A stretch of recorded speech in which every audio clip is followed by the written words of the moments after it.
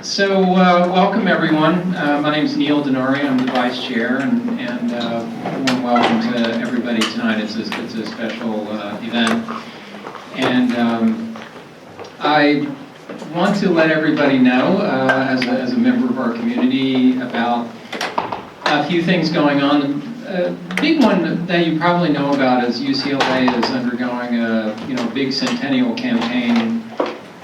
1919 was the founding of the school, so it's actually quite a young university. We're not yet 100 years, and so in a few years we'll have our 100th anniversary of the school. And I think for everybody who knows about UCLA and its position, its rankings are pretty lofty. It's probably the most important, along with Berkeley,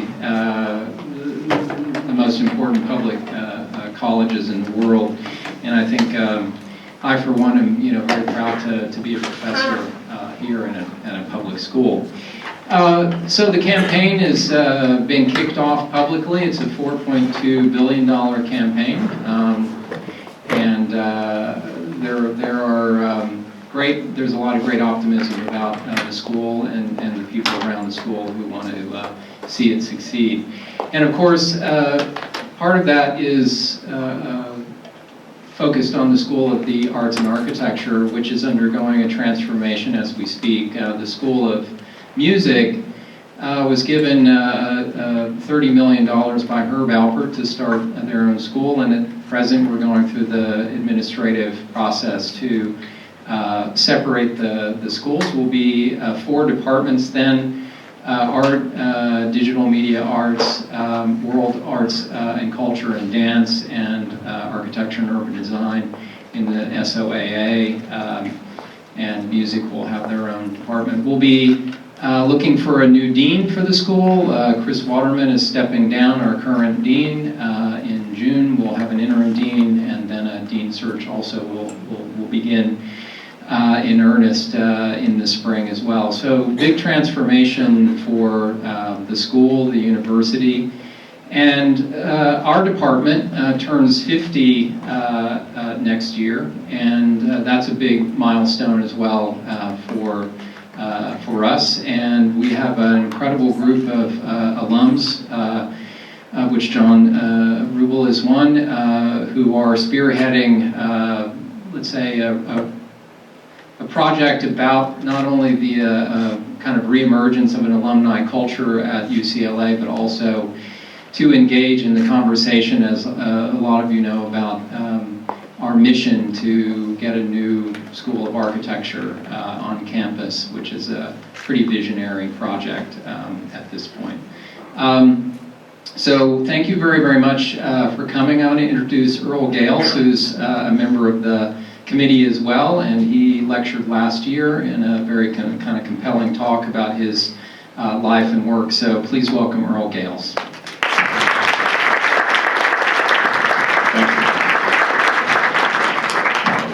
It is indeed a pleasure to be here, and it's indeed a pleasure to introduce one of the fellow alums of the program here, and also someone who has, our backgrounds are very, very similar. John, after graduating, went to work for the Peace Corps.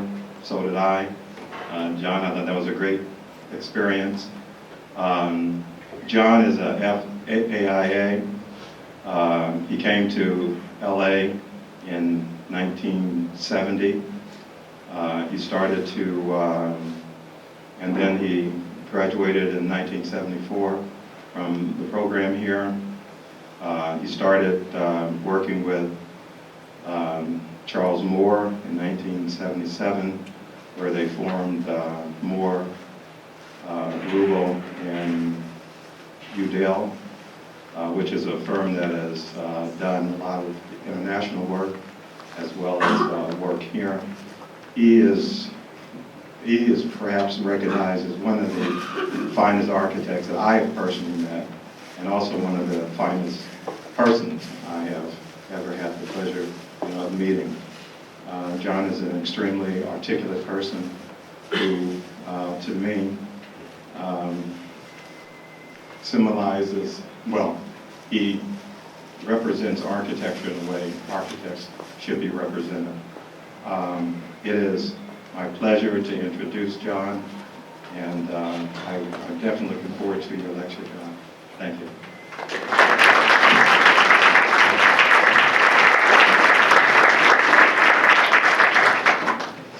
So it sounds like the mic is on. Go ahead. Thanks everyone for coming. It's an honor, it really is, to be invited to do this lecture at UCLA, and for me it's an opportunity to express my appreciation for the school. Since I first walked the halls 40 years ago, everything that's happened since then really in a way started here. So we're very much engaged these days. Sarah Jensen and I are co-chairing an alumni committee. Pamela, Fred Fisher, a large group of us are involved in trying to reach out to our alumni community and start to make some real sense of community happen. So in a way, maybe tonight's lecture is a little piece of some of that that's going on. As I said 40 years ago, so I don't think I can claim this as a mid-career kind of a lecture. It's inherently kind of retrospective.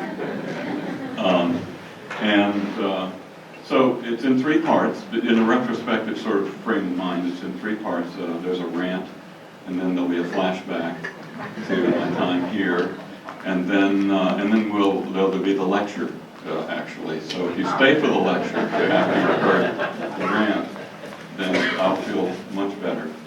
So maybe we should have the lights. So I wanted to start with, can we get the, thank you. I wanted to start with, really backing up to something basic. What is an architect, And I find it interesting because the title that we have, architect, has come loose from the profession, and now it's used to describe all kinds of people who do all kinds of other things. You could be the architect of healthcare.gov. You could be the architect of the Mideast peace process. Right? Or you could be Henry Kissinger. Maybe he might be called the architect of the war on Cambodia. Someone with sweeping authority over an extensive endeavor, very expensive, that didn't turn out too well.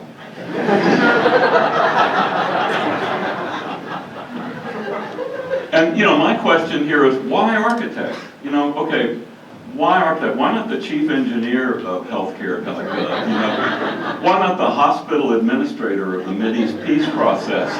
They always talk about surgical strikes after all. So this, is one of many things that I just wonder about. So that's kind of harsh. Here's a better connection. Architect as in framers of the Constitution. So architect creating a deep underlying structure that kind of forms the foundation of society.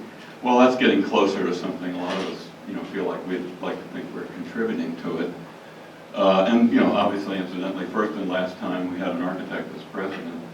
But you probably haven't thought about Thomas Jefferson that much recently. That's because you don't spend as much time in Virginia as I do. I'm telling you, it's dinner table conversation. They talk about it the way the Afghans talk about Alexander the Great, like it happened yesterday. Have you heard the Imam's new theory? Alexander was actually time-traveling Mormon. So that's how they talk about Thomas Jefferson in Virginia. But seriously, getting closer to something we might think of as an actual counterpart. Let's talk about Eero Saarinen for a minute. It's interesting, I think, because Eero Saarinen might be the first successful American star architect. And I think if God came in here right now and said, who wants a career like Eero Saarinen? I think a lot of people would probably raise their hand. And I find it interesting because you see here, it's modernism, it's taking everything, the most contemporary engineering and sophisticated science of building to do something like the St. Louis Arch, And, I go through the Dulles Airport. I must have been there 100 times in the last 10 years. I never get tired of looking at it. I think Buzz has been to St. Louis about 100 times in the last 12 months, so I don't know if he gets tired of seeing the St. Louis Arch or not, but, you see the drawings on the wall, there's this awareness, I think, of the history of monument making, paired with this real clear sense of modernism. But, the reason I think of Eero Saarinen, compared maybe to other architects of today, every project different, which I think is kind of interesting. No Dan Lewiskin tilted walls or Calatrava wings or Frank Gehry sails on every project. Every project a unique opportunity to explore some kind of purpose-driven form. And, okay, I admit, in the 70s and 80s, we kind of denounced that kind of thing. We came from a con background with a different kind of form-making motivation. But, from today's perspective, I look at Saarinen and think it's almost like a golden age of some kind. So, thinking of golden ages, closer to home, architects with an S, and this gets very close to, of course, our mode at MRY. We're always thinking about collaboration. The coming together of people with the same values but with the different perspectives is a very powerful way to practice. And, going to Deborah Sussman's memorial event yesterday, celebration, kind of reminded you, architects of communication. And here you have probably two of the greatest communicators in architecture, ever. And, the long span of all the things, the legacy of what they did, and Deborah and others continuing it. And still, there's kind of this void in the public imagination, I think, about what it is that architects actually do. And the media, I think, has kind of jumped in with all kinds of ways of filling that in, This is a scene that happened at our office a few years ago. And you see Jamie Lee Curtis getting undressed and seducing Peter Gallagher on the light table, and right in Jeannie Chen's Bay, I don't know what the public is supposed to take from this. Either architects work so many late night hours that our spouses have to chase us down in the studio, or what exactly, So I think architects have a public relations problem. And while I'm on the subject, this thing about modernism and being sinister is, prevalent. And that's always the crime boss with the ponytail who has the concrete house with the fine art, And I've traced that back, I think, to this. This is my favorite Hitchcock movie, North by Northwest. And here, Cary Grant is like sneaking up the driveway in broad moonlight wearing a white shirt, which probably didn't help. And he's going to rescue Eva Marie Saint from the clutches of James Mason, scary. But look at the house. Here you have this like Frank Lloyd Wright, kind of proto-Frank Lloyd Wright Western house, and the production designers made it look like a snarling animal. It's like it's going to whirl around and swallow him up in 2 seconds flat, So there is this weird connotation, which, and okay, I know you probably think this is all just silly where it is going. So there is a serious side to it. We, those of us doing the embassy projects in the office were kind of horrified this summer as the State Department was called on the carpet in front of Congress. And in order to justify what? Was it domestic spying? No. Was it corruption? Kickbacks from contractors? No. It was something called design excellence. They had a hard time getting Congress to understand that there was any value in that. And here you see a very exhausted, beleaguered-looking Casey Jones with that something's happening, but you don't know what it is look on his face. And he's being grilled by some greasy congressman over trying to aspire beyond just bulletproof windows in his buildings. So I think we have a challenge as architects. I'm not sure it's being helped by some other things. In China, Xi Jinping has come out, against buildings that are shaped like bagels, so that's a real disappointment.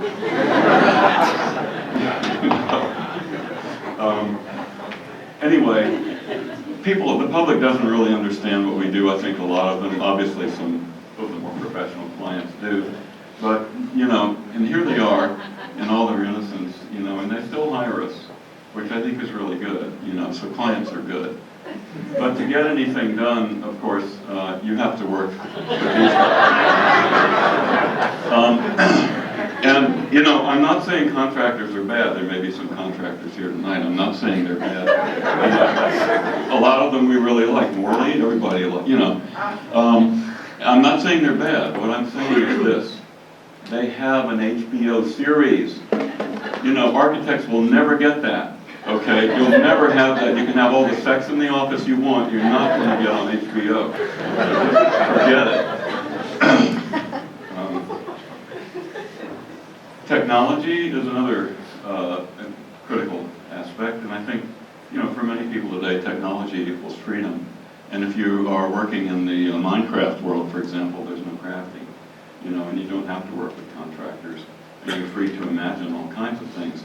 And our son Julian and his friends they don't do it so much anymore, but they used to get together in the Minecraft chat room, and Julian would be in Japan, and one of his friends was in Malaysia, and somebody else was here in Los Angeles, and over a few hours on the weekend, they would like build a city together on Minecraft, you know. So I think technology has, you know, wonderful ways of bringing us together to do architecture on all kinds of levels, and maybe it will inspire people, you know, in the future. Last point here on this level. Innovation, and you might think it's cheeky or maybe just out of touch to suggest any kind of cautionary note on something like innovation. Obviously, innovation is you know, the important thing.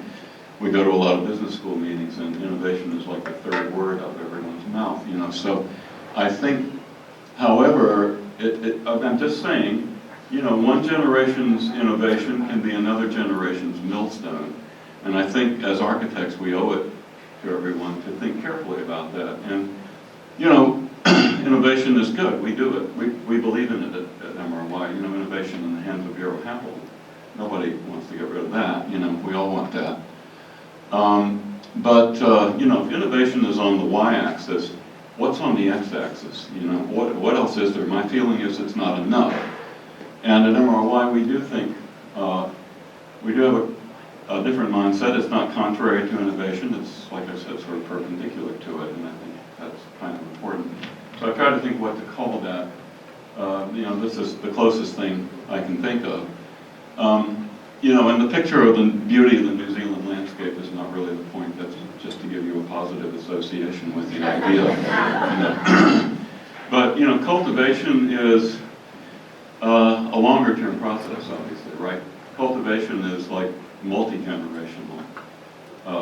If innovation offers or confuses us with the prospect of a quick fix, you know, cultivation proposes maybe the long fix, whatever that is. So I think it's kind of important today because, you know, all the mess we're in terms of world problems and everything is obviously multi-generational, and it's going to be a multi-generational process to do anything about it. So that's my only thought about innovation is it's good, it's not the only thing. So that was the rant. I want to take just a minute and flash back to when I was a student here, 74, 76. And it was fantastic. I mean, at that time, I guess, because the school was only 10 years old. You know? And I got to hang out in a major way with three, you know, people that I think by any measure would have to be seen as like giants of education. Charles Moore, obviously, Bill Mitchell, who went on to MIT and became the head of Media Lab, and Matthias Ungers, who is kind of the godfather of European architects, people like Rem Koolhaas and so on, studied under him. So this was quite an amazing thing in 2 years to have this major opportunity to learn from folks like that. And just a couple of examples. Matthias brought, you know, what he called the traveling circus of European architects to LA, and we had a studio in Hollywood. You know, this is kind of a drawing I put together of the various student projects.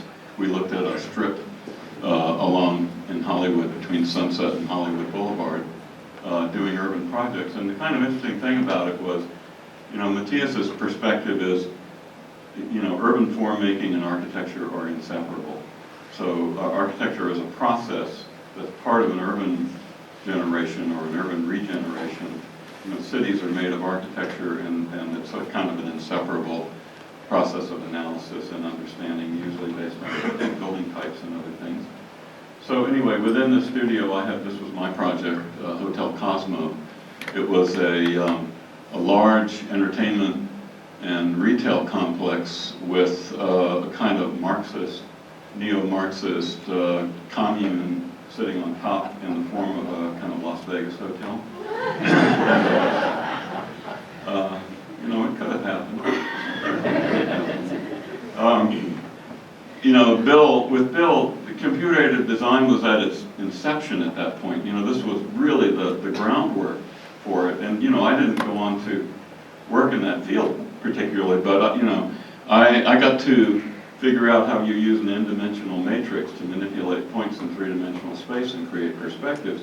And I bet that algorithm still lies at the heart of a lot of the fancy, 3D modeling that we have today, a very simple, basic mathematical thing. So, to be involved in that at the time was pretty great. And then Charles Moore and David Stay took us on a studio to Navajo land. This is Canyon de Chelly, which we toured. And we spent lots of good times driving in the car and going and seeing caverns and canyons and whatnot. And we developed some ideas around a kind of very elemental sort of community for Navajo families, kind of a clan-like structure where these are mostly like related family members. And there was a lot of interest in, sustainability. We really tried in this little design for this house to look at how we could gather energy sources together and use sun and so on, and come up with a kind of an energy repository within the house that worked with the cycles of kind of seasons and day-night cycles and so forth. And it kind of showed a vision of very simple, humble life, kind of in the prairie. Only problem was the Navajo.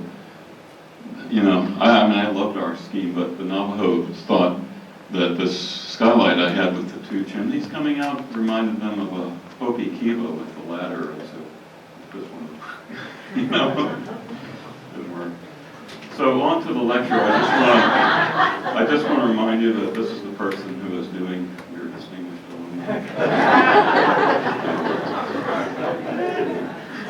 That was a long time ago, like I said.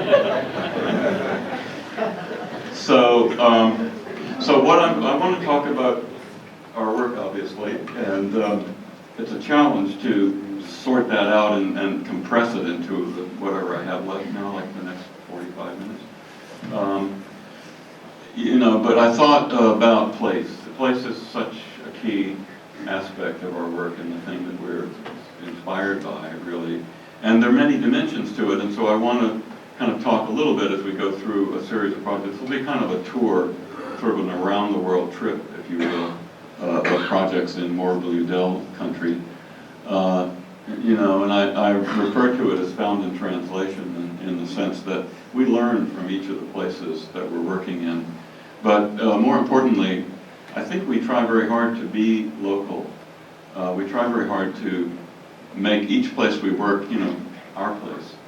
And we try to become part of that place in the way we work. And because of that, actually, it turned out we've spent long years working in some places, project after project. In Berlin, it just went on for many years, still happening. In Europe, we have some new projects now, which I'll show you. But, this depth, this long picture and longer range depth of engagement in a place and trying to understand it and so on is I think, a key thing. Now, we have a wonderful office. We could not do what we're doing without the many wonderful folks that we have. It's a great group, and now it's been expanded with another office in Shanghai. So we are really working on our culture at all times and working on how we collaborate and trying to think about how we can hold these two offices together as kind of one entity that in itself has led to some very interesting thinking. I'll just pass through, this kind of, we did start in 1977. This is a world map with some of our projects, and, I look at it and I think, geez, how did we do that? How did we get to all those places? So before we were global, we were local. And here you see Buzz in the foreground and Charles and I to the left, and with our feet very much on the ground, kind of showing a parish of St. Matthew and Palisades, some possible locations for the church on their 30-acre property. This was part of a process. This was a defining process for us. We got more deeply probably into how we engage the clients and how we gave them the tools when we didn't have 3D modeling available to design their own church, to design their own space. And we got lots of different kinds of input from them, actual plans, models of all kinds. And we came back to them, with our own studies at a scale and with an informality that allowed people to pull things apart and get in and, go at it. We also had design sessions, Here's a yellow trace sketch, some of Charles's drawings. It looks to me now like, the Hubble space pictures of like deep space, with the galaxies that are 1 million years away. But, we overlaid this process that the congregation took part in with our own, I guess it's going to sound pompous, but erudite thinking. Think erudite meaning a type of thinking, not that we're so smart, a kind of erudite thinking about the history of the church and formal potential of some of the ideas.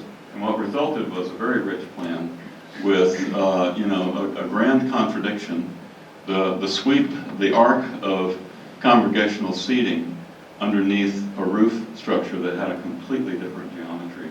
And it was Buzz who actually managed at some point to wrestle the form of the roof into something that actually became quite elegant, which was this big hipped roof that spread out over the entire site of the church and was carved out, and then superimposed on that was this somewhat reproportioned nave and transept, where the nave was somewhat shorter and the transepts got very wide.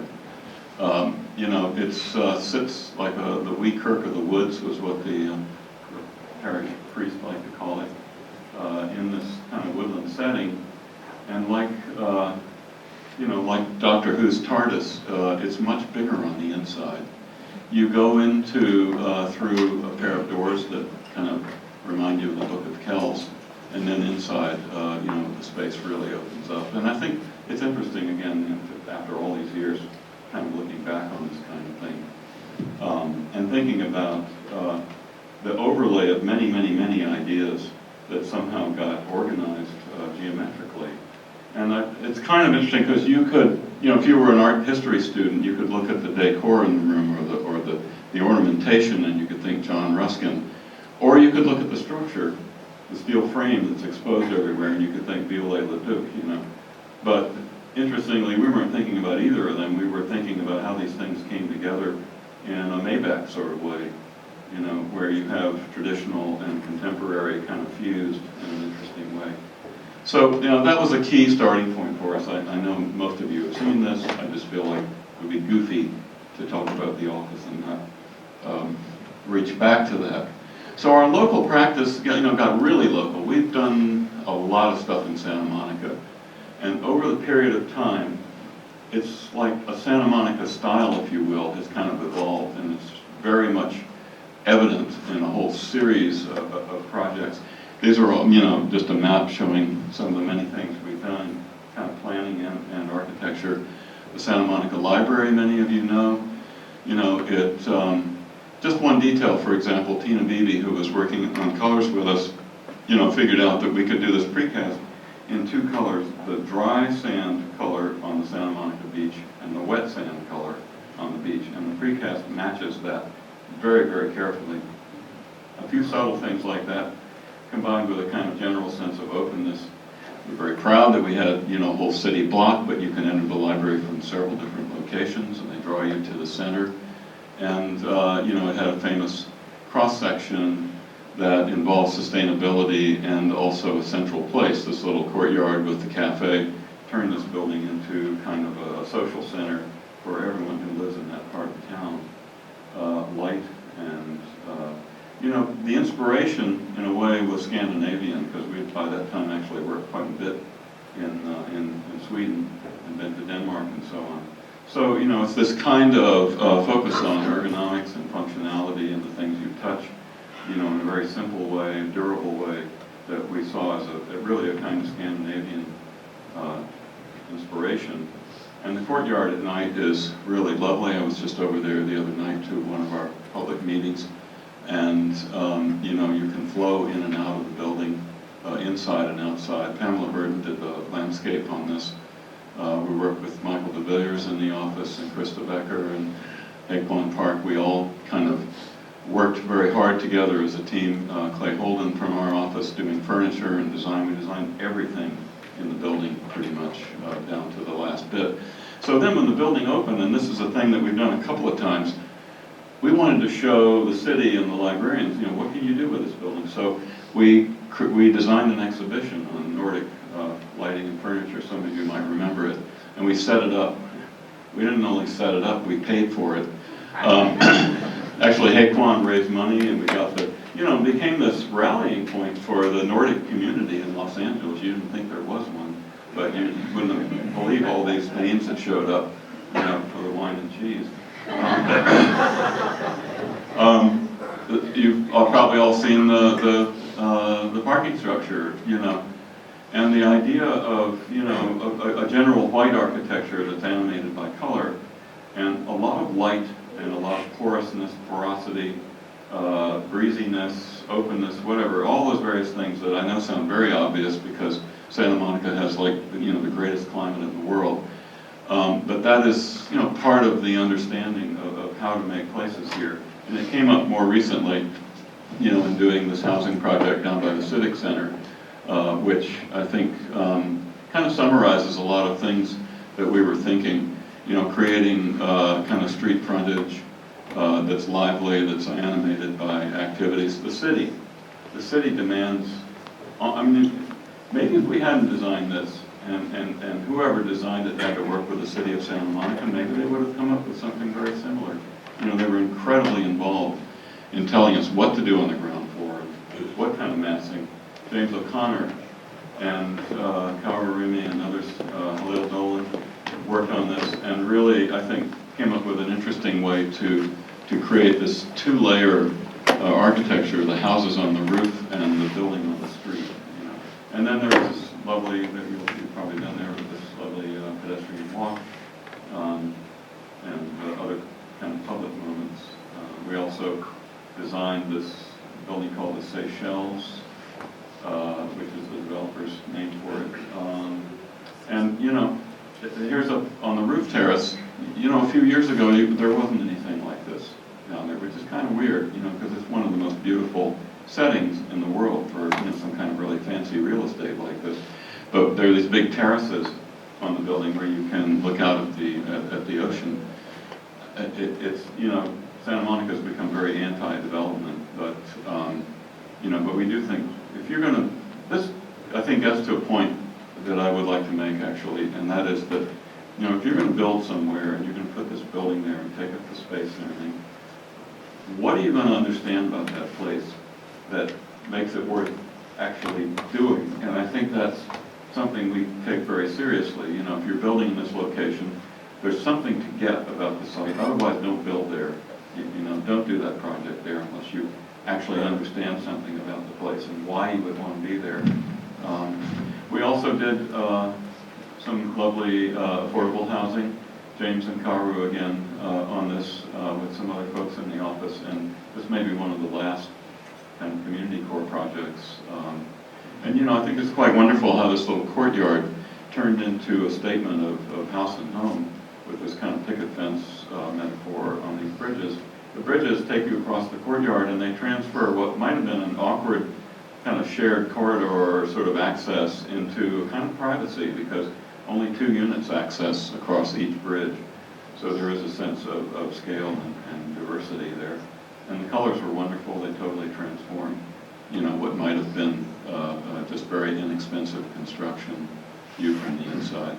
So stepping back a little further, thinking about California more generally, our residential practice, and I'm not really going into that tonight, our residential practice became a way that we could kind of understand something different about California. And we did enough houses that we could actually say we evolved again a kind of style, if you will. I know that term is maybe not quite the right one.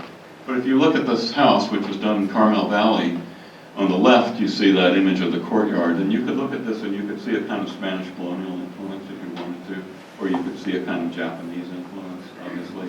But it's all woven together seamlessly, I think, into something that really has integrity.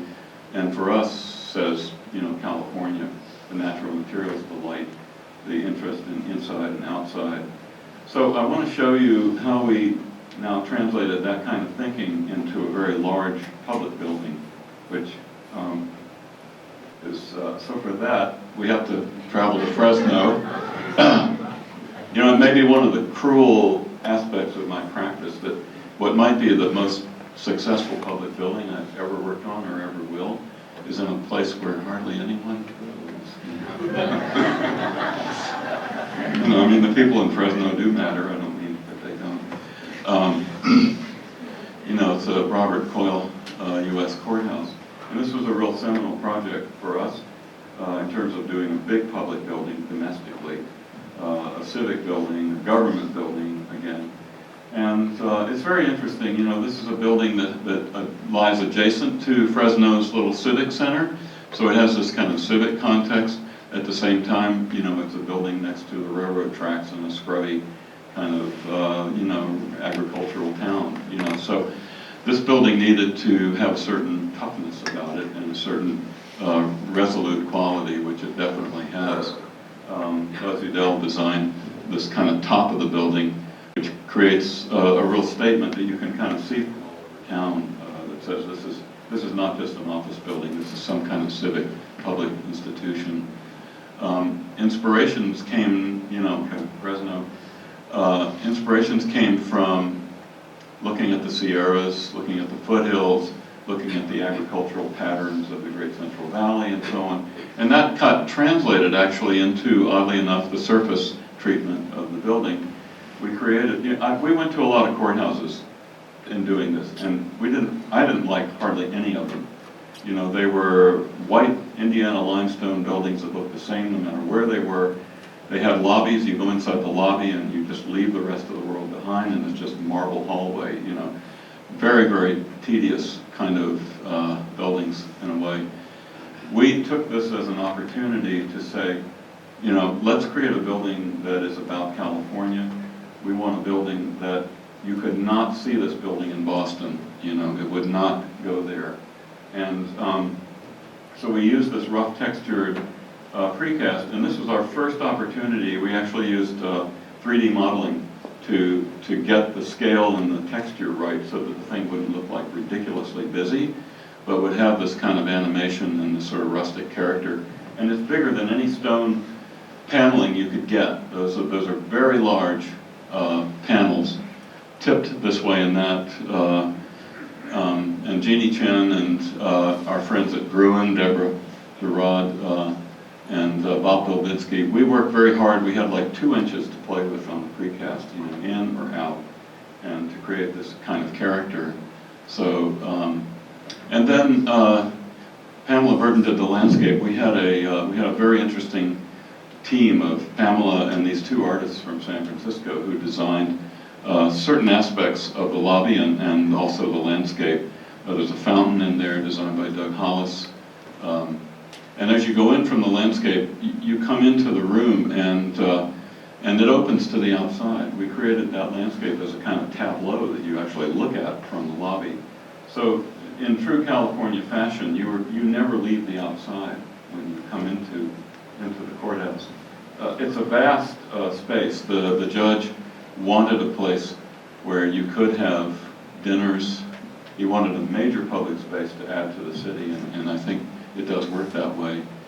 I think the 2 things about it that were kind of interesting.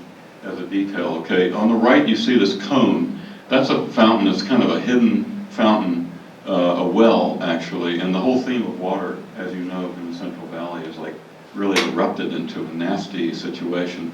But even then, water was a big deal. And so on the right, what Doug Hollis called the sonic well has water moving inside. And behind it, you can barely see there's a concave depression in the stone. That concave depression focuses the sound of the water and shoots it out into the room in a very specific way. So that if you're walking across the room like these two gentlemen here, where they're walking right now, you hear the water. Suddenly, you hear the sound of water, and then you walk a few more feet and it's gone. You know, very spooky, very interesting, I think. Anyway, the other cool thing about this, and that I like anyway, the stone, this lovely honey-colored stone, came from Mount Sinai. So, anyway, I just like the idea that the region that gave us the Ten Commandments, we have the stone in the lobby. You proceed up to the room, and through the spaces, and the galleries to the court rooms are also open porches that keep you connected to Fresno. I wish it were, San Francisco. And there's a celebratory room called the, what is it called? It's the courtroom where you might have very special kinds of trials and so on. I think they call it the ceremonial courtroom. The old Fresno courthouse had a dome. Okay, so and it was torn down famously in Fresno history. So we created a dome over this courtroom. And I'm just segue out of the California practice, thinking about other significant interior spaces that we have done. This is recently completed in Washington University, St. Louis, for the Business School. And we have spaces like this at UVA for the College of Arts and Sciences. We have spaces like this at Duke University, bringing together a huge city of sciences in one place. We have theaters in Maryland. We have spaces like this at MIT, for the Sloan School of Business, and even in Kansas City for the business school there. And I think the idea of these spaces is, a sense of celebration, of how people come together. And so I want to now leave the domestic part of the show, and we'll start talking a little bit about our more international practice. So, our thinking in terms of having an international practice began long ago, 1980. We won the design competition for Taylor-Hoffen in West Berlin, what was then West Berlin. This is one of the drawings that Bill Hersey did of the overall. It was a wonderful kind of mixed-use project with housing and a small cultural center and beautiful kind of recreation center and indoor swimming center, floating. We fashioned it to be like a big ship floating in the harbor. And then a plan, which you'll see turns up in other places, I guess. You'll notice these kind of streaming, kind of flowing buildings combined with the kind of point buildings of the villas that were done there. And it was a very romantic way of thinking. We were swept up in a kind of fascination with the early classical romanticism of early 19th century Berlin, Schinkel, and all of that. And there were lots of wonderful things to see. And so that kind of romance, I think, very much influenced the project. Of course, it became a postmodernist icon, the thing that all the German critics love to hate.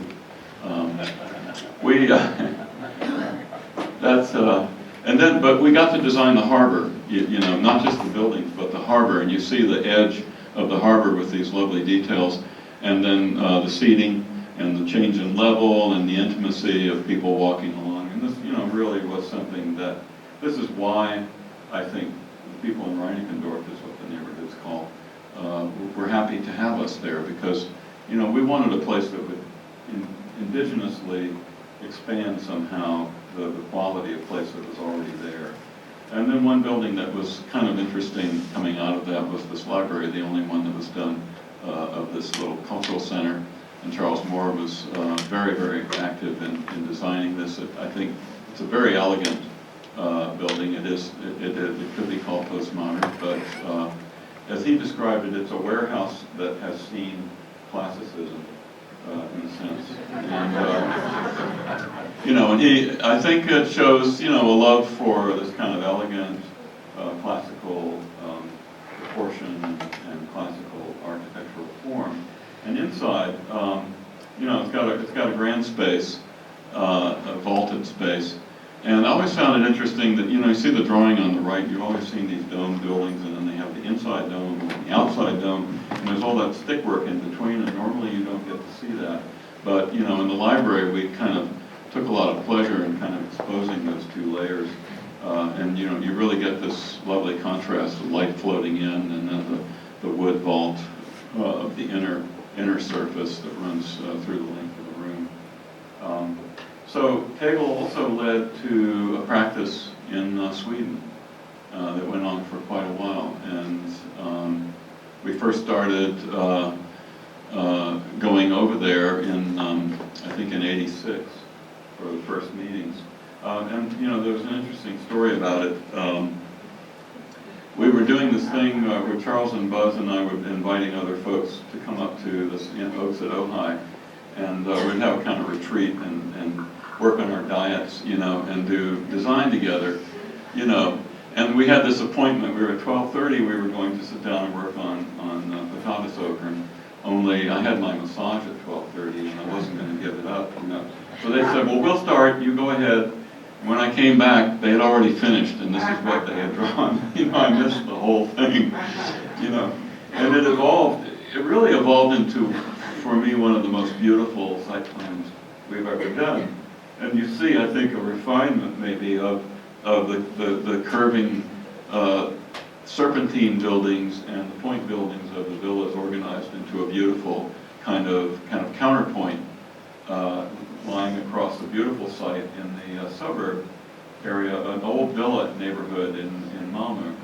And we developed this project over a number of years. My wife Cecily Young started with us, and we did a first phase, and then the project went away for a little while. Later James O'Connor joined, and we did more phases, and we really eventually got to design the whole thing. And, you know, compared to Tegel, where we were using layers of color, Tina Beebe did this amazing color scheme for Tegel Harbor.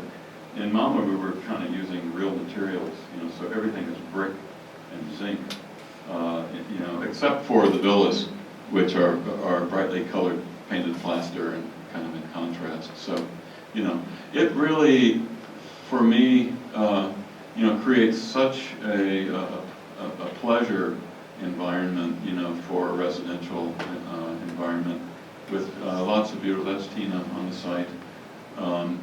You know, capturing something about it's called Öresund, the water, the body of water that looks out on us, called Öresund, which means golden sound. And, you know, in that late summer light, you get this kind of quality, which is really, really remarkable. And we got very deeply into the residential design and designed many, many kinds of units. One of the local architects pictured here picked one. Here's Cecily enjoying the sun bench, as it was called. And, you know, this was a process that went through a number of years, and we were able, I think, to absorb something about working in Sweden with our partners over there that really came through in a major way. So later we were invited to do a very different kind of project. That Sweden has lots of housing exhibitions. So we joined with our previous clients called MKB to do a real flagship for them of every kind of new idea about housing and living. We worked with Ericsson to develop IT systems for, you know, in a residential setting. This was one of the first things. This would have been a LEED platinum building if we had used that system. It was all about healthy materials and sustainability and energy efficiency and so on. Precast exterior, On the outside, contrasting, with this very colorful interior that was inspired by the bright colors of the famous neighborhood in Buenos Aires. And, this is, I think, a really great scale to work at.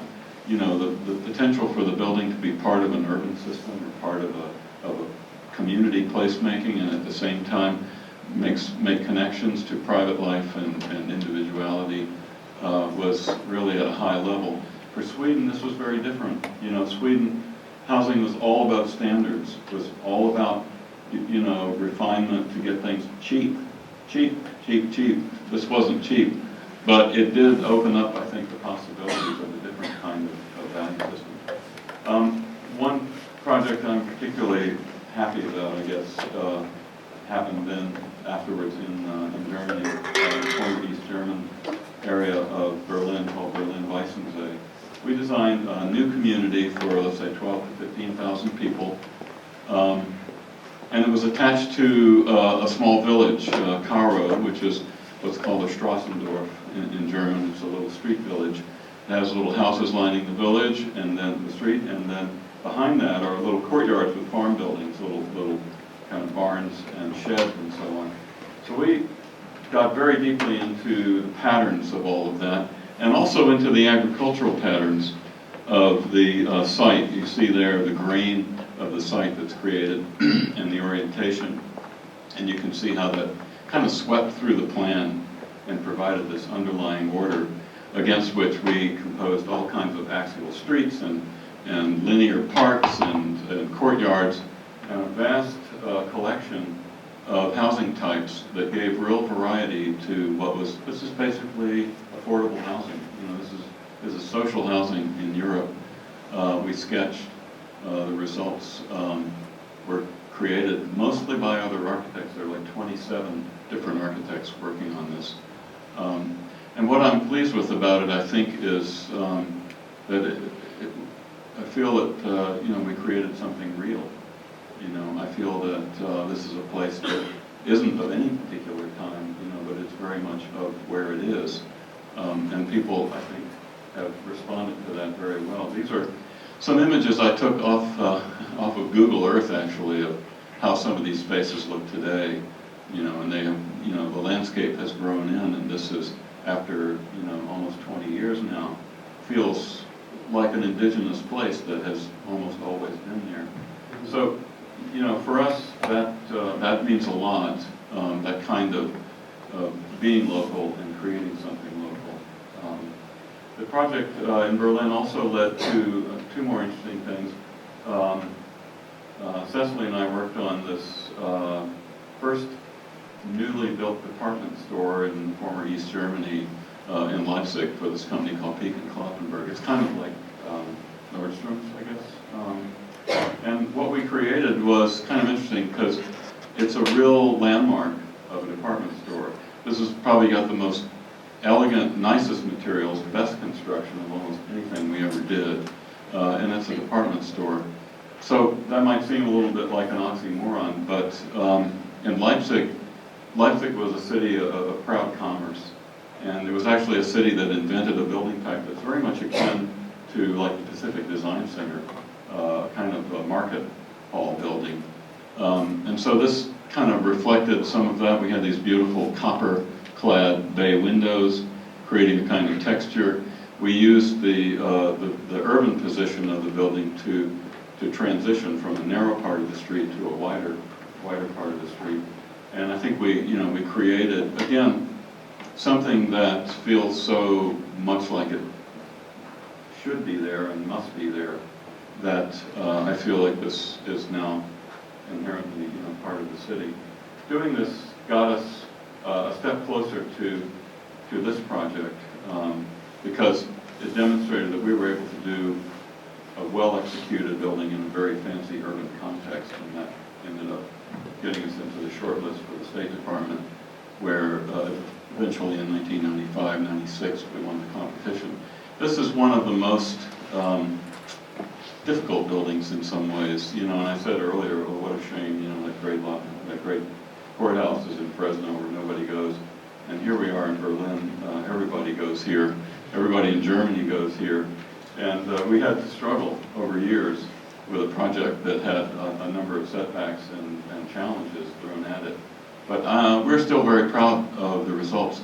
That was the competition design in 95, 96. And then there were some bombings in Africa, and the whole project went away for a few years. But that year, 1996, here we are, Deborah, Cecily and I, Buzz, and Mike Enomoto. And it was a very heady time, you know, to be a celebrity in a city like Berlin.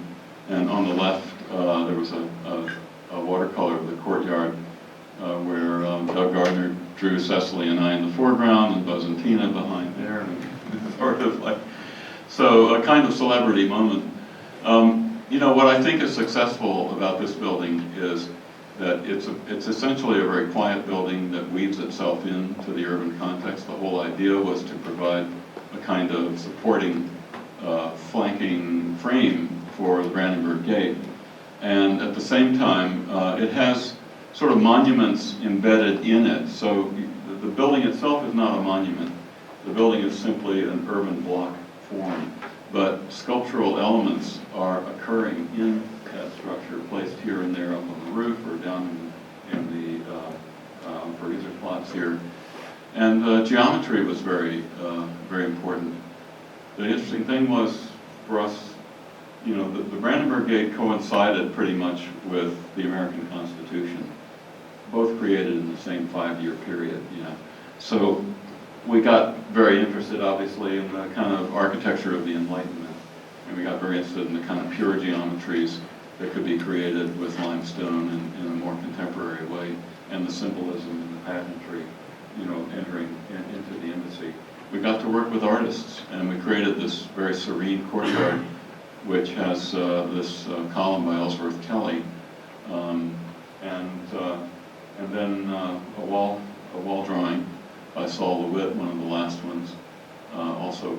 So that too has been one of the great things about working with the embassy projects, is the kind of art and architecture program. Up in the executive suite, you know, it was all elegant, and the real success of the project for me really came down largely to this room, this kind of lantern space, where a real star chamber that looks across a rooftop garden towards the government center of Germany, you know, the Reichstag, the symbolism of the quadriga and the Brandenburg Gate. You know, the people in the embassy call the room the quadriga because of that view. And you look out, once you come outside, you come out onto the roof terrace, and the trees on the Tiergarten sweep right across to rooftop garden. So you feel this kind of continuity with this green center of Berlin. And to me, again, you know, despite whatever challenges the building presented and other things that we might do differently today, I feel it starts to address that question of, if you're going to build here, what would you do? Why would you build here? And I think creating that kind of space that you see in the lantern, which symbolizes so many things, the presence of the ambassador, the fact of this district of Berlin having the kind of acropolis of rooftop monuments, really, to me, forms a large part of why you would want to do that project. We did an exhibition again, and at our own expense, so that the public could come and see what the building actually looked like at the Aedes Gallery in Berlin. So that led to a number of other embassy projects. I won't go into them in too much detail. This one's in the Netherlands. It's all about water and horizontality and working with the polder landscape outside of The Hague. And you know, creating at an appropriate scale the kind of civic space that takes part in the landscape. It's under construction now, just starting. And you know, because it's the Netherlands, a lot of interest in the brickwork. We designed this kind of brocade-like pattern for the bricks and kind of monumental sculpture of white stone paneling, and inside a little bit of something fancy. The congressman would really give us a hard time if they knew, you know, we were doing that stair. The other project in Helsinki is also quite interesting, I think. Helsinki, you know, the U.S. has a beautiful site, and by the way, you know, the State Department does have some fantastic real estate, and this is as much of a fantastic piece of real estate as anybody needs to have. Out there, it looks towards the Gulf of Finland. All the ships that come into the harbor in Helsinki go right by here. So obviously, they're also looking at the U.S. Embassy, which is interesting. And then on the left, you have a 1927 building, one of the earliest buildings built as a U.S. Embassy on foreign soil. And to the right, another historic building that we maintained. This was a challenge because, you know, you take the blast requirements of an embassy building and the odd shape of the site, and there isn't much area left to build. And that kind of, we call it form follow setback. It resulted in this kind of fish-shaped building. The other thing that was influential, this is a picture I took on the first trip there, it was like late September. And you see how horizontal the light is. This is like 2 o'clock in the afternoon, you know. And at that time of year in Helsinki, I mean, you can feel the sun like draining across the landscape like your bathtub is emptying out, you know. It is so poignant, you know, and we're trying to think, we wanted to be sure that we thought about that kind of character, and we designed a facade for the embassy. It's not really finished, so I don't have the best pictures yet. It's still being completed. But we designed a facade, you know, intended to kind of capture the last little morsel of light you could possibly get, you know, on a typical afternoon when the sun was shining. So we have this white brick facade with these vertical fins, because as I said, the light is extremely horizontal. And the little gray stone bits in there kind of, you know, remind you of the patterns of the birch trees and so forth, and it's all very, you know, feels like Finland. That's the other side, which is quite different, facing the water.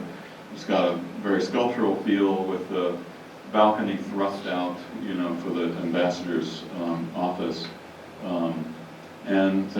We don't normally experiment, but in this one, the north face of the building is clad in panels of ice. And they are maintained, you know, in the summer they provide a lot of insulation, and they're maintained in the summer by a kind of almost energy-free ground source refrigeration system that some Finnish engineers came up with. So, you know, that's probably the most, of course I'm just kidding. Those are panels of glass with a mirror back and a textured glass panel on top that's obviously meant to look like ice, you know, so I fooled you and all. Good. And then on the right, you know, this curved facade with this channel glass, which will be backlit to light up the place, not at night really, but in those winter afternoons when it's so dreary and the ships come by and we want them to see the embassy.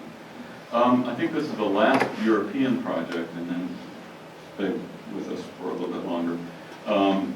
You know, we have done, a few years ago we said, you know, we do all these campus plans, we've got to get out there and work on campus planning on an international basis. And James O'Connor, kind of through contacts and someone, got us involved in this amazing project in Dublin for the Dublin Institute of Technology. So there's Dublin, there's the Liffey. We're talking about North Dublin.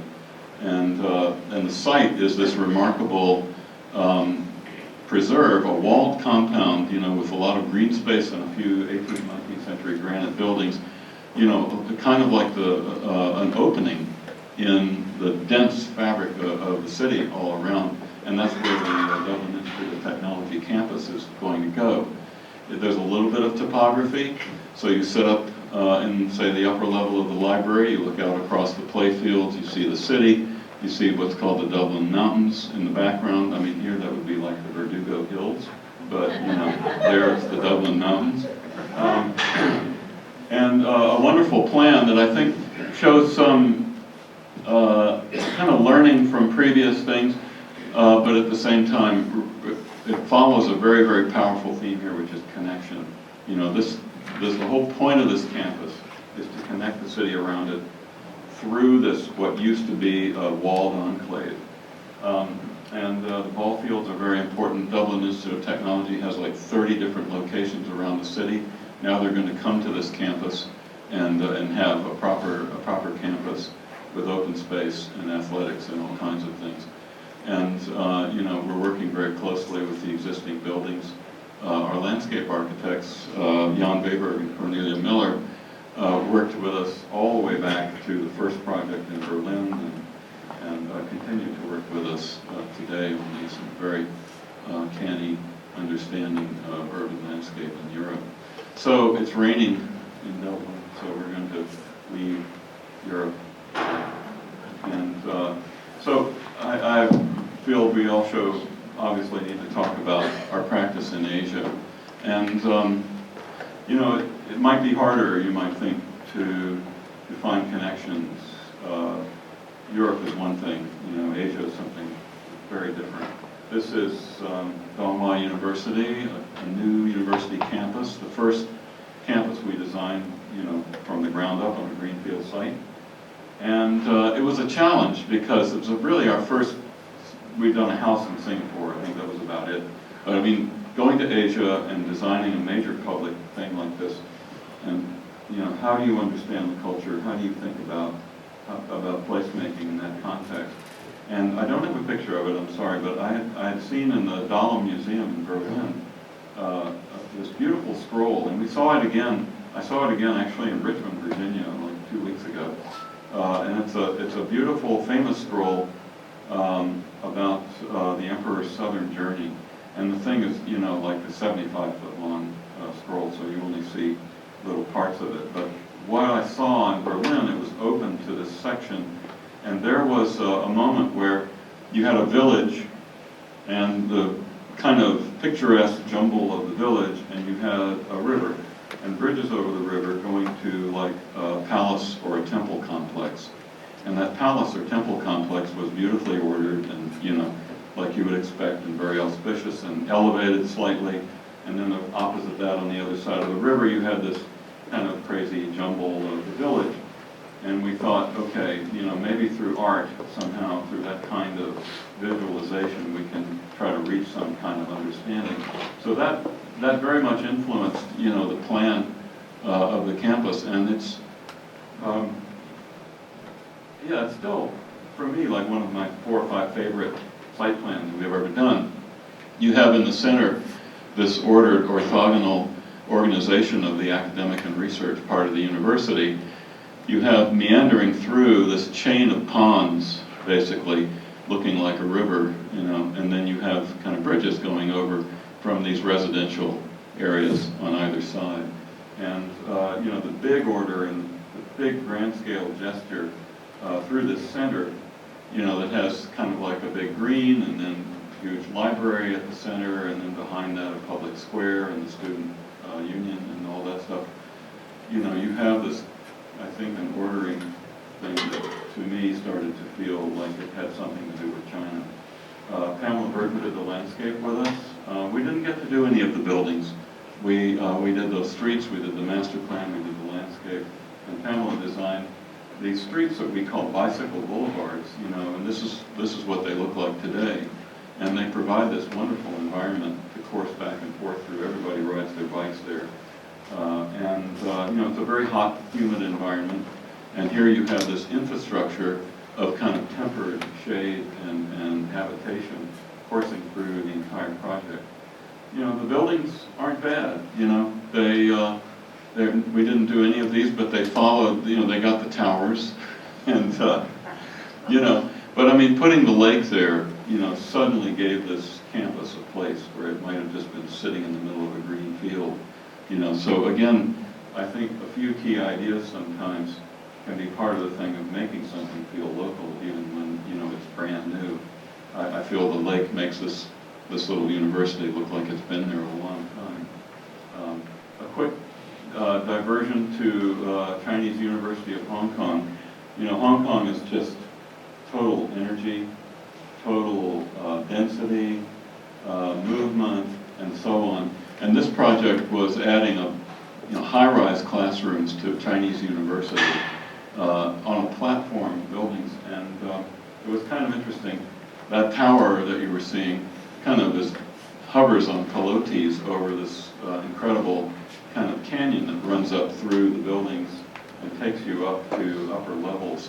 And, you know, in a real Hong Kong kind of way, it's, you know, you're getting this sense of density of people. It's crowded, it's very busy all the time. Students are there day and night. And, you know, again, it's part of, I think, accepting certain things. We don't normally want to do high-rise towers for college buildings, and working with the givens and the density to do that.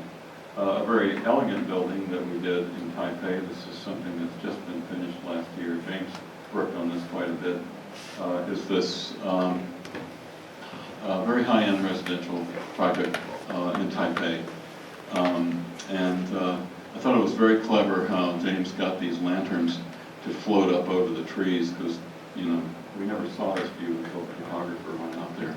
But, you know, it's a very luxury project with incredibly beautiful finishes and materials everywhere. And it's the kind of project that, you know, that I think occasionally you can do and step out. And across the street from it, and the reason we were actually hired to do that, we were already working on this so-called American Institute in Taiwan, which is the U.S. Embassy that can't speak its name. It's a very challenging project, because it's still years after. We started it years ago. This high-rise housing got finished, and they're still coming out of the ground with AIT. But, you know, Pamela worked on this with us as well, and a lot of the thinking was about Chinese gardens. And you see here, for instance, this is where people come in to get the visas. They come into a little circular courtyard. It's kind of like a moon gate, you know, lying on its side, and come up through a tower and walk along the edge, perched over the garden in these kind of screen porch areas. So we're very excited and hope this is going to happen soon. Right now, what's under construction, and the reason that we opened the Shanghai office actually, is this new university called Shanghai Tech. And this is a real opportunity for us to apply all of our thinking about campus design, campus planning, and placemaking in a huge new project that's being built all at one time. And this is a kind of overview of the project. We're designing 5 or 6 of the buildings. Other architects are working on others. I'll show you kind of what it looks like under construction in a minute. But the main idea here, I think, was taking a kind of repertoire of campus placemaking, the big lawn in the front with a canal, and there are a lot of canals running through the site.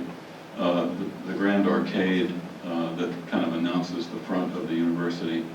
Inside, there is a kind of covered passage, a kind of galleria, if you will, where we're bringing different departments together: information technology, management school, media arts and technology, and physical sciences are brought together along this interior or shaded street, where the departments can open up for real community and interaction. And you know, we could do another entire talk about the basis of campus planning and what our thoughts are, but we are very focused on collaboration, as everyone in education is today. And on this grand scale, we're looking for a campus repertoire that makes that kind of possible and encourages it to happen. Another kind of part of the repertoire was this canal street. This is the interface between the student residential community with student union, student organization spaces, dining, recreation, and so on, across from the academic core program. And then another element, we call them the icons, where each department had a kind of a monument, if you will, on the central quad axis. And these monuments were both entrances and also mixer spaces, places for social interaction, and also places for exhibition and display, where, you know, the department, the work of that particular department could be put there for others in the university to see. Created a very dynamic student union and a very romantic and, I think, potentially beautiful library with the kind of scroll pavilion that you see to the right, sort of looking like giant rolls of paper, framing a kind of meditation and lounge space. This is what the site looks like now. And, I think the big challenge here is how do you make something real and something that feels on the ground when there's a massive machinery like this going and taking it to completion at an incredible speed. So a couple more examples. We're getting very close to the end. Something we've taken years to do, this Kamana Bay, it's a new town center on Grand Cayman in British West Indies. And it is a commercial project, okay, but it has become the place of community for Grand Cayman. It became the thing that nobody had before this. And you can see, get a measure of success, I think, just by seeing this kind of image. I mean, it has become, the town that they all long for in a way. And we designed pretty much every building. Michael Martin worked on this. The landscape was by Olin, and an incredible team of consultants, lighting and other. And we worked for years on the kind of climate-based language of the architecture with some traditional inspiration and some careful analysis and real engineering input to a set of buildings that provide this kind of tempered environment and a very rich level of detail and complexity, because there is a kind of repetition, but it's very, very subtle.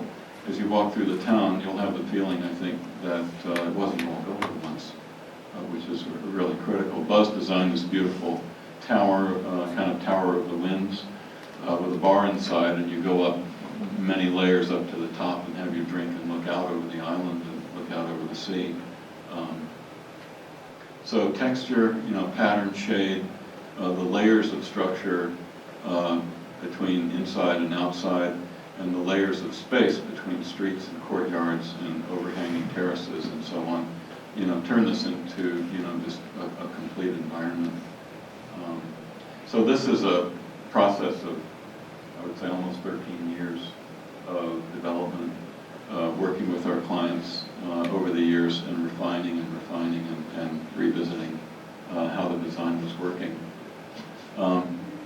In the Caribbean context, we also had an opportunity to do this embassy in San Domingo. San Domingo, you might know, is like the oldest city in the New World. And it's a very busy, active metropolis. This is the old picture of the visa section at the embassy. It's kind of like a border crossing. The Dominican Republic has a really strong cultural connection to the United States. I guess at least a third of the Major League Baseball players probably came from there.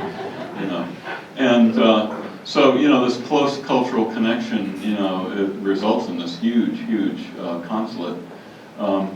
The stone walls of the original city kind of became an inspiration, and J.T. Thewis in our office, working with Krista Becker and others, and Pamela did the landscape for this as well, developed this kind of wall system, kind of an ordering of walls, made out of limestone, nicely finished, and forming a very gutsy, one of the inspirations was the ancient city, of course. Another was, I guess, this is going to sound very vague, but there's something about Latin American modernism that we find interesting.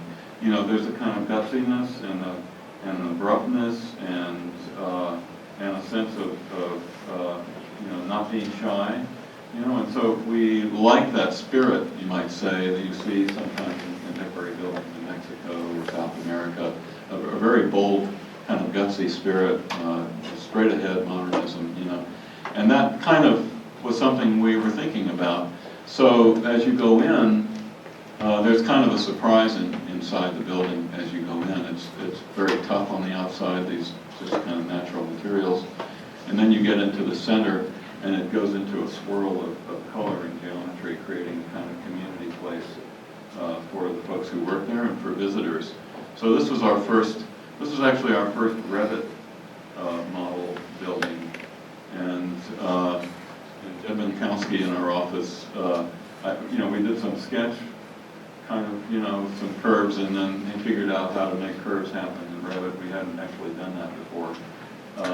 It will have a beautiful hanging sculpture by Pei White coming down through the center of that space. And again, we don't really have our final photographs yet. There's a great hall, kind of like an airline terminal almost, that will be for the for the use of the folks coming to get the visas. And again, that we try to get that sense of verve and spirit and fun into that. They spend hours in there waiting. So the last project I want to show is kind of one that's also very current, and this is in Africa. We were invited to take this on as one of the State Department's first design excellence projects. Okay, that program that the Congress, Casey Jones was being grilled by that greasy congressman. I almost said Republican, but I didn't. Yeah. Design excellence doesn't cost more. We took the normal budget they have for these projects that they've been using for a whole array of projects, and we worked with that same budget to develop this site. And it is off the grid. It has its own power generation, not very sustainable. They use fuel. There will someday, though. There will someday be a central power source in N'Djamena. The city is improving, but it's pretty wild right now. Chad lies on the Sahel. It's a very hot region, but it does also have a very spiky summer monsoon rain season, and also has seasons where the air is thick with insects. This is what the site and the area around the site look like. We talk a lot about resilience today. That's kind of the popular term, resilience meaning something to do with coastal cities. But I think if you want to see resilience in a population, you want to go to a place like this, where life is just very, very tough. And in that context, we're going to build a 21st century building with 21st century workplaces. It's quite an interesting problem. So a couple of thoughts about it. As you enter this courtyard complex, it's a series of courts. You go through a walled court here, and then through a gate, and into another walled court. And this is sort of the main front entrance to the building. And it has a 2-story wing on the left and a 5-story wing behind. And a lot of the inspiration was kind of, frankly, Le Corbusier, thinking about window shading, thinking about kind of sculptured massing to make that kind of shoebox of a building have some sort of character. And you'll notice this big canopy floating over the lobby. The lobby is that 1-story piece with the seal. And this canopy floating over the lobby is a big rain collector. So, they have the monsoon rains. We collect the rain. There's an entire water processing system that uses and reuses all the water on the site. That rain is collected all over the place, but we chose to symbolically represent it in this one big canopy. And so, obviously, you have the drenching monsoon rains, and then it kind of goes away. And the rest of the time, the way I think about it anyway, is that the canopy sits there and kind of reminds you that the rains are going to come back in a few months, and so in a way it says something about the cycles of the region, even though it only functions a very small percentage of the time. This is a campus, so there were lots of buildings, including a prayer pavilion and residences and a recreation center. As I said, the weird challenge is you're going to create this 21st century workplace, and you saw the pictures of what's across the street.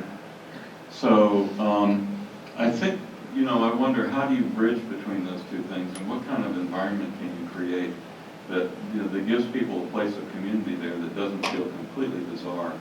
And so I was thinking back This is a picture of the little courtyard house that I lived in Kasserine when I was in the Peace Corps. And, you know, I lived there for some years. I know in that kind of rough, Kasserine was not as poor as N'Djamena, okay, but very, very modest city. Nasty, windy winters, you know, dusty, dirty streets, you know, the street is chaos. Life happens in a courtyard, you know. Well, a courtyard is a place where you have some control over things. You know, out on the street, you never know what's going to happen. You'll run into somebody you owe money to, who knows. But, you know, but you can have life in the courtyard, and I thought that was an incredibly important theme. We kept talking about oasis and so on. And so, you know, I'll just leave you with this one image, because, you know, this is one of my favorite images of the various things we've been doing recently. And, you know, it shows kind of how I would like to think this space would look in 20 years. You know, trees are grown up, it's shady, it's protected. You know, the art on the walls by Sussman Preja, by the way, on the left, you know, gives a sense of order and scale and cultural connection to the place. But more importantly, it's just, it would just be a beautiful sanctuary, a place where the working community could find some peace and sense of relaxation and sense of safety, even in the midst of, you know, very rough environment where you don't actually know what's going to happen, you know, from one month to the next. So that's a big theme for the embassy projects. We've found, you know, how do you create a sense of home for people who are working in a foreign place? How do you create a sense that connects them to the culture? And how do you create a place that people can live in and feel is indigenous and local? So thank you. I just will end there.